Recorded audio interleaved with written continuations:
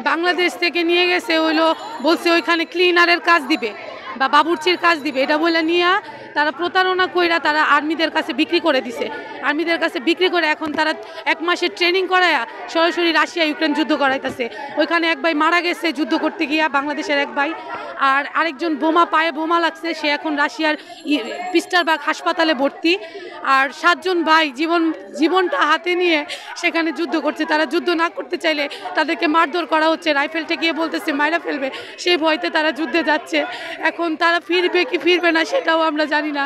দালালকে কঠিন শাস্তি হোক। আমার সন্তান দুটো অনেক কষ্টে আছে, আমার একটাই দাবি, আমার ভয়েস পাঠাইছে যে ও দেশে আসতে চায়, অনেক মারধর চলছে, মানে একজন মারা গেছে, একজনের বোম লাগছে, বুঝতে পারছেন? এই জন্য আমার একটাই দাবি, আমার স্বামীর আমি ফিরে পেতে চাই। আমার ছেলে কয়দিন মানে ভালো কথাবার্তা বলেছে, খারাপ বলিনি। এবার এই পরে আমার ছেলে ট্রেনিং দেওয়া, সবার ট্রেনিং দেওয়া হয়েছে, আমার ছেলের একা না, সবার ট্রেনিং দেওয়া, এখন যুদ্ধই লাগাইছে, একজন বাড়ি কথা বলতে দেয় না। আমার ছেলে চুরি করে একটু মেসেজ পাঠায়, তাই আমরা একটু শুনি। আমার ছেলে বললো 4 দিন আগে, মা আমার আর পাবা না, একজন মারা গেছে আর একজন আহত হয়ে হসপিটালে ভর্তি রয়েছে, আমার পাবা না, আমার দুটো সন্তানের দেখো নিয়ে আজ 2 মাস গেছে, একটা টাকাও কোনোদিন পাঠাতে পারিনি। আর দালালে 20,000 টাকা করে সবার, এই 42 জনের বেঁচে দিয়েছে 20,000 টাকা করে।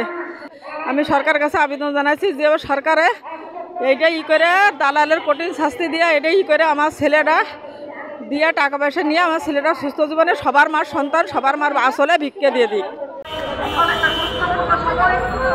একটা গুরুত্বপূর্ণ ফলে আমরা দাঁড়িয়ে রয়েছি। এই সময় যদি আমরা প্রতিবাদ করতে না পারি, কথা বলতে না পারি, নিজেরা